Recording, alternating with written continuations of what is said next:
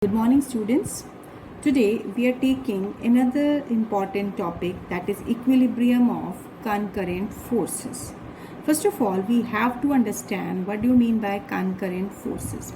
See, concurrent forces, these are the forces which are acting at the same point.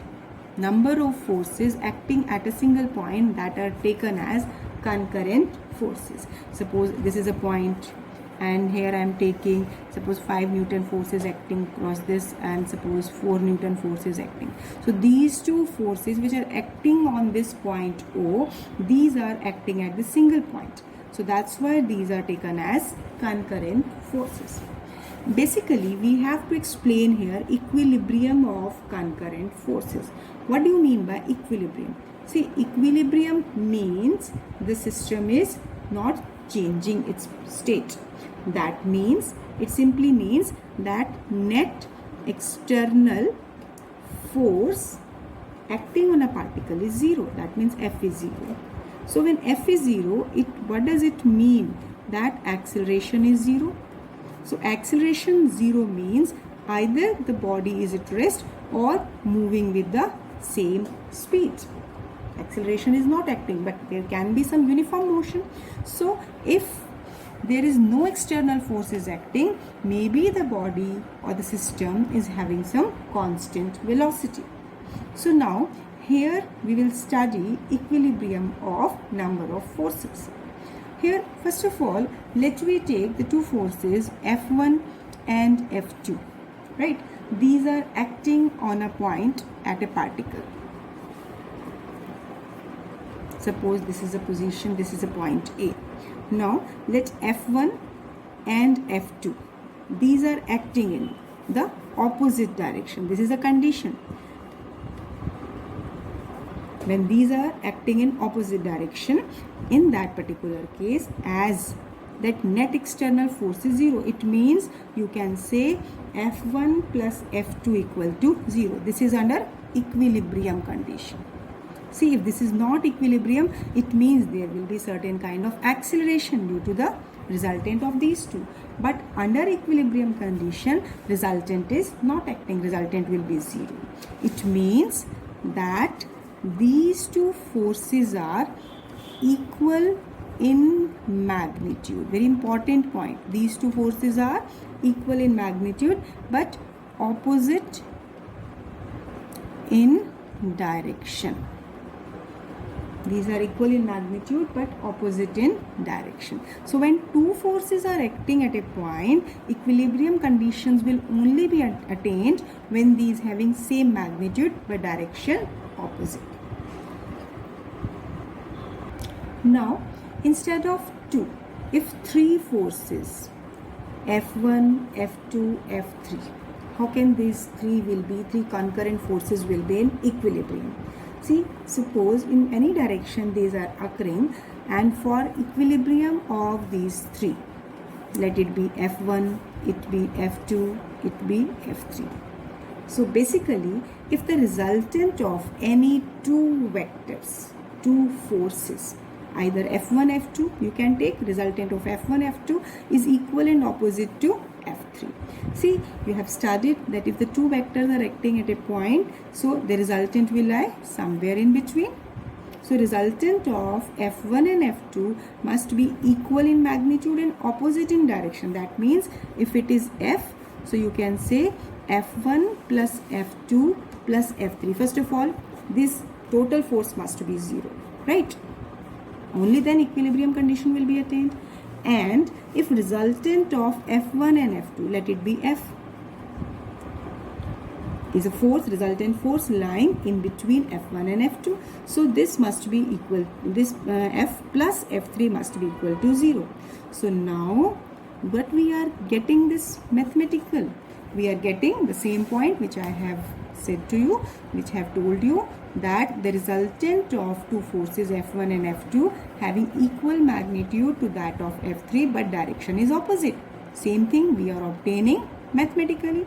So if the resultant is equal in magnitude to that of F3, and direction you are observing, this is opposite. So that's why these forces will be in equilibrium. It doesn't mean that we have to take only these two forces and their resultant. We can take resultant of F2 and F3 that must lie somewhere exactly opposite to this F1. If we are taking the resultant of F2 and F3, that must have exactly, I have not drawn it equal, I will redraw it. If this is F2, this is F3 and this is F1, any way you can just draw it, it's not right. I take third force along this, right? So resultant of F2 and F3, that must be equal to, this is F dash. We are representing this F dash as equal in magnitude, same in magnitude to F1, and direction is opposite. So F dash will represent resultant of F2 and F3. Same we can do for the other pair of forces. So it means if concurrent forces are acting on a body are in equilibrium, state of the body remain unchanged. Very first line I have used कि जब भी कोई body equilibrium conditions में है, under number of forces acting on it, body की state change नहीं होगी. This is a very important condition.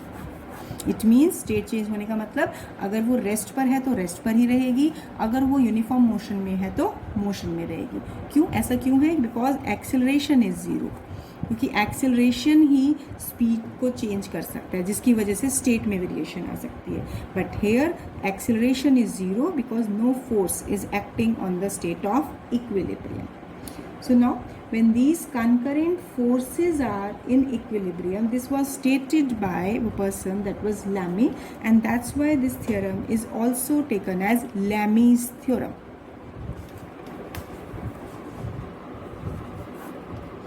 So he has given one mathematical relation. We have already introduced in vectors. I am again taking it. Let I am taking these angle between the forces.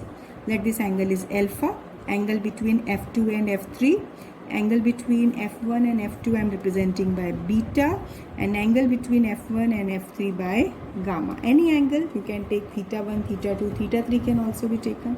So now how you have to learn the formula that F1 force divided by sine of the angle between opposite forces.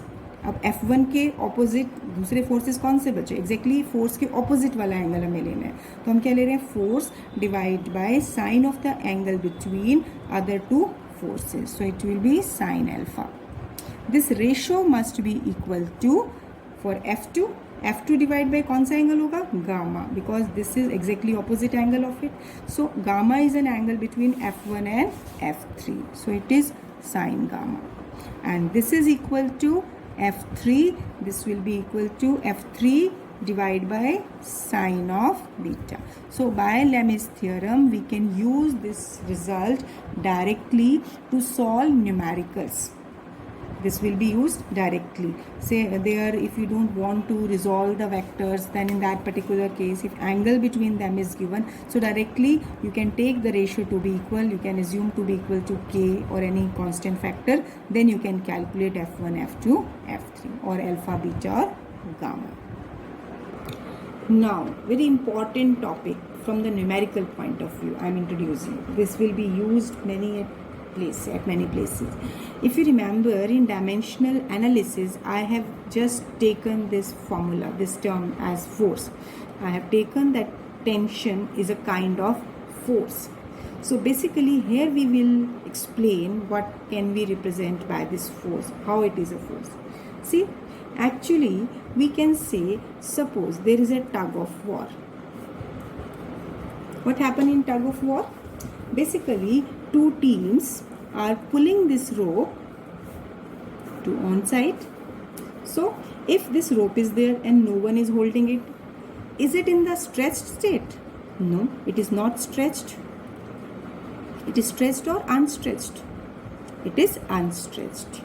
So but when the same string or a rope, it is taken by the teams on the two sides. Let it be team A, it be team B. Maybe 2 persons, maybe a number of persons joining the team. So when they stretch it, when they hold it and apply force in their own direction, it is in the stretched state.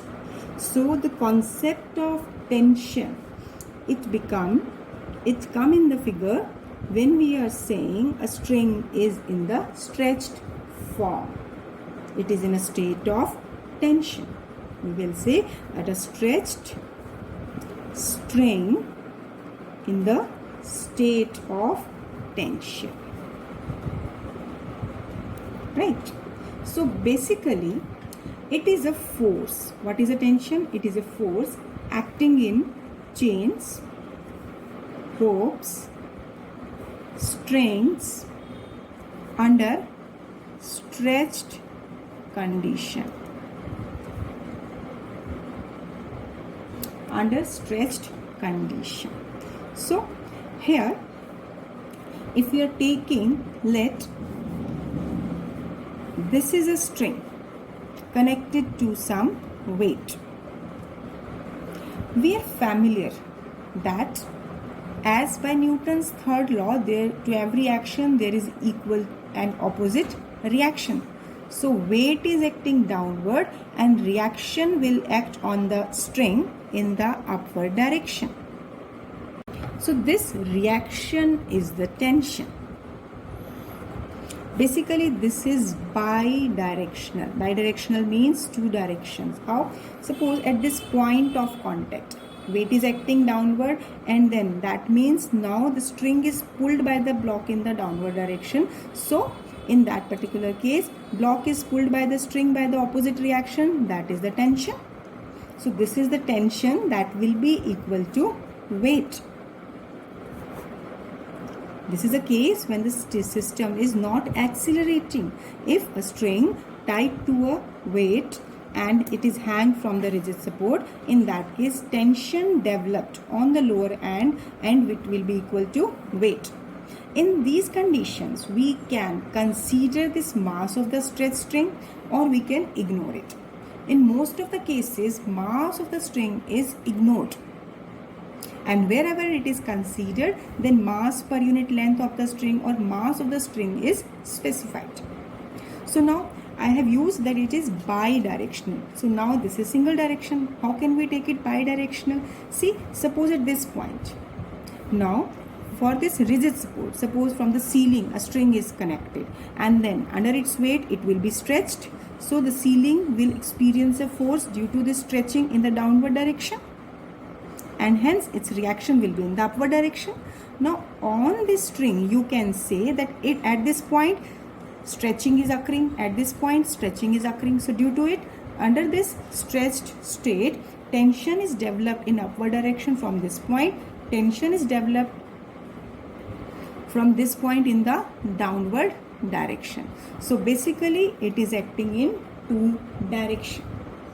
If suppose the string is stretched in between these two, if the force is applied along this direction and it is kept fixed, so when it is stressed, again the tension will be developed in the string.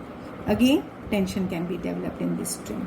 So basically when the force is applied on this side, so stretching will be on this side, so it will be tension. It will be stressed in this direction.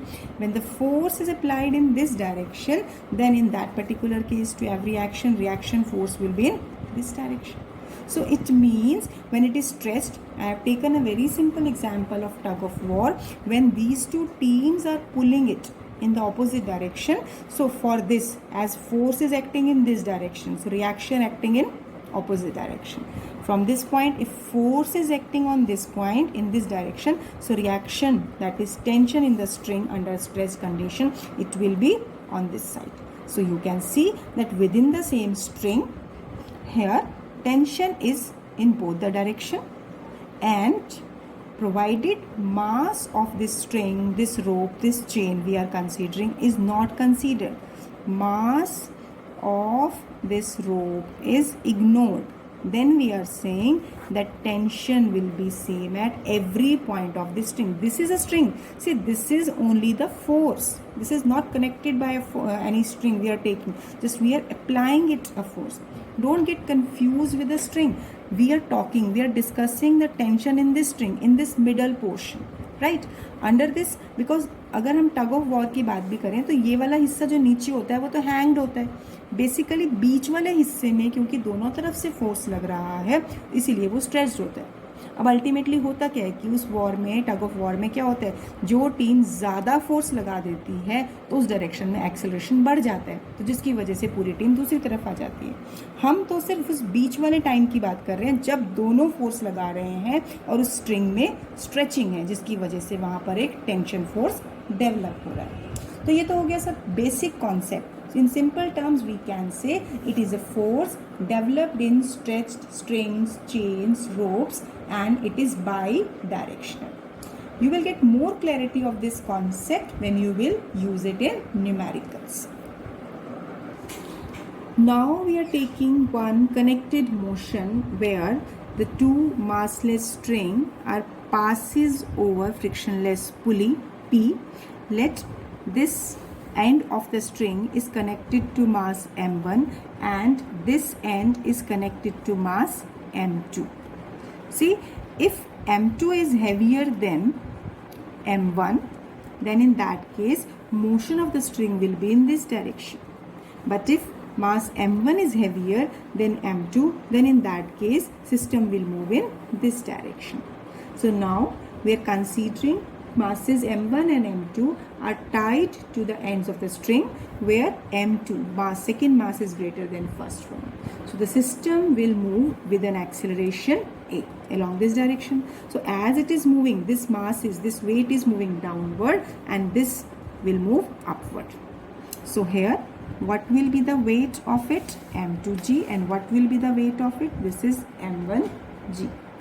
Here very important point we are studying here, that what will be the equation of motion. First of all, we have to understand various forces acting on m1 and m2 masses.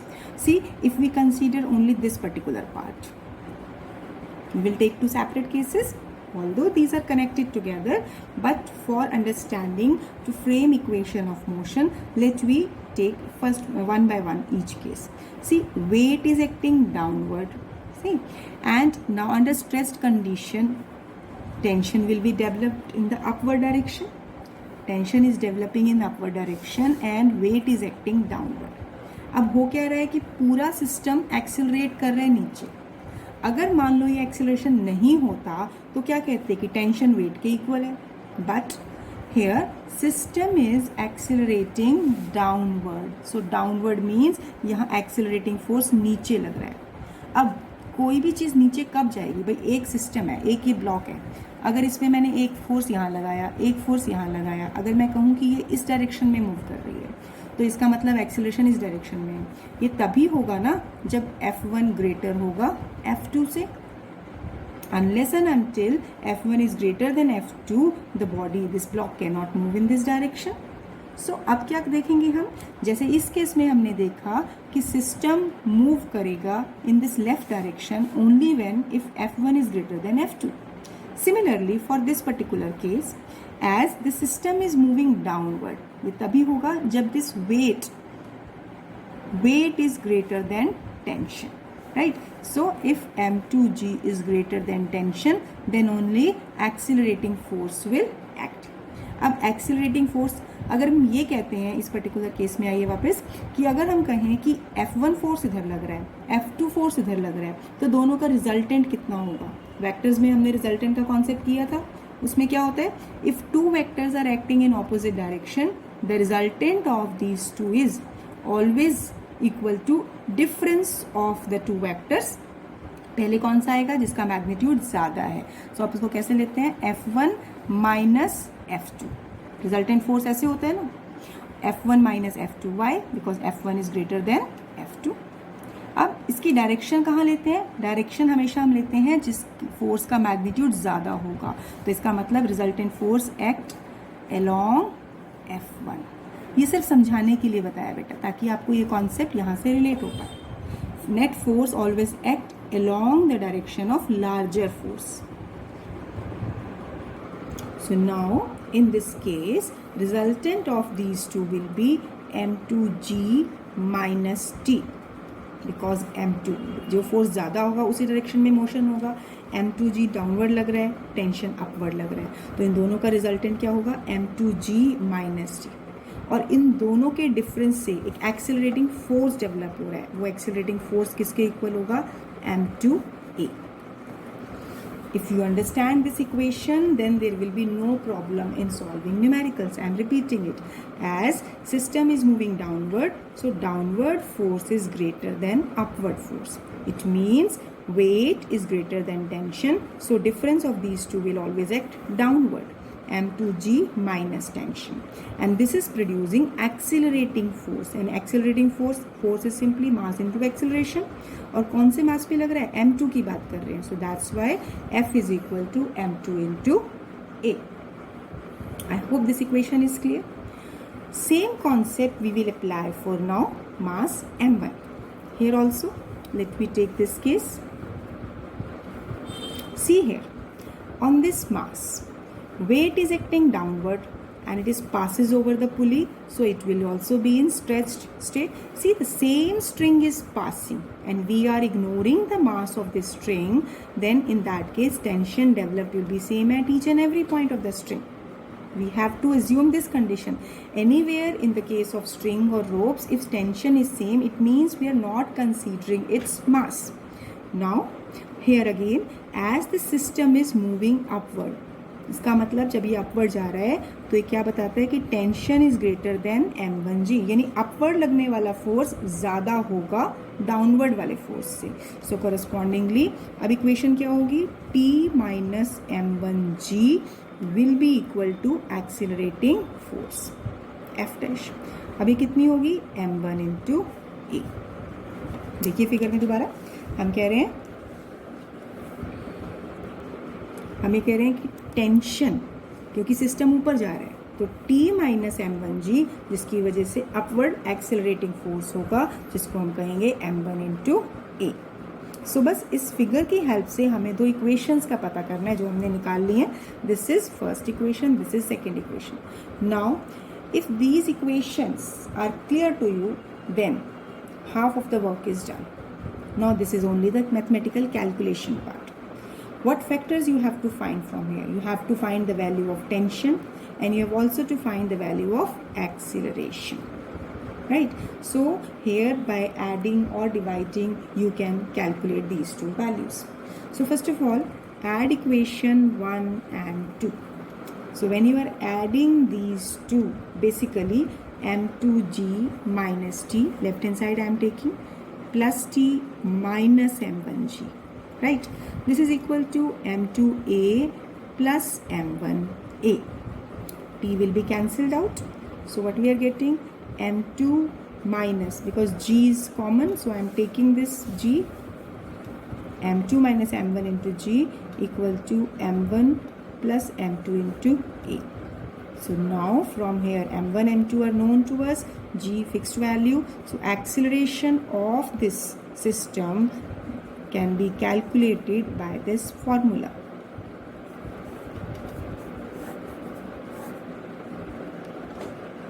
So this way, if values of m1 m2 are known to you, then you can easily calculate acceleration of the system. Now you have also to find tension developed in the string. See, from these two first and second equation we will do, let we divide equation 1 and 2. So on division, m2g minus t equal to t minus m1g equal to, this is m2a upon m1a. A common, I have already cancelled it. Now simply cross multiply it and solve it. When I will cross multiply, first of all m1 is multiplied with each term, but I will get m1 m2g minus m1 into t. m1 is multiplied with each term. Now m2 to be multiplied with each term here. This will be m2 into t minus m1 m2 into g. Just next work is to rearrange it. What you have to do, take this negative term on this side and this minus m1g on right hand side. So m1 m2g plus m1 m2g equal to m1t plus m2t. So in the next step, take the common factor. Here 2 m1 m2, these are simply added. Here we can take this as, this is m1 plus m2 into t. So tension is 2 m1 m2g divided by m1 plus m2. So by this way you have calculated the value of tension and acceleration. Now after this, what you have to do, just practice this connected motion. Basically, if you will open your NCERT exercise of this laws of motion, you will find numericals on this particular concept. In that particular case, connected motion case is not mentioned directly, but when you will go through the statement, you will come to know about it. And in NCERT, question number 16 has been given. You must do one thing, just revise the concepts we have done today and read the statement carefully, and you will find the answer by this same derivation part. There are two methods of doing that. Basically, in the first method, you can learn these formulas, acceleration and tension. Either learn these two formulas, you can directly substitute the values. But it is just the remembrance based, where you can, if you will learn the formula only, then you will get the answer. Otherwise, I will advise you that while solving that numerical, try to frame these kind of equations with given values of m1 and m2. Then calculate the value of acceleration and tension. So this will be a homework for you, that after doing these work which I have explained, just open your NCERT, take out question number 16 and try to solve it. Right? Thank you. Have a nice day.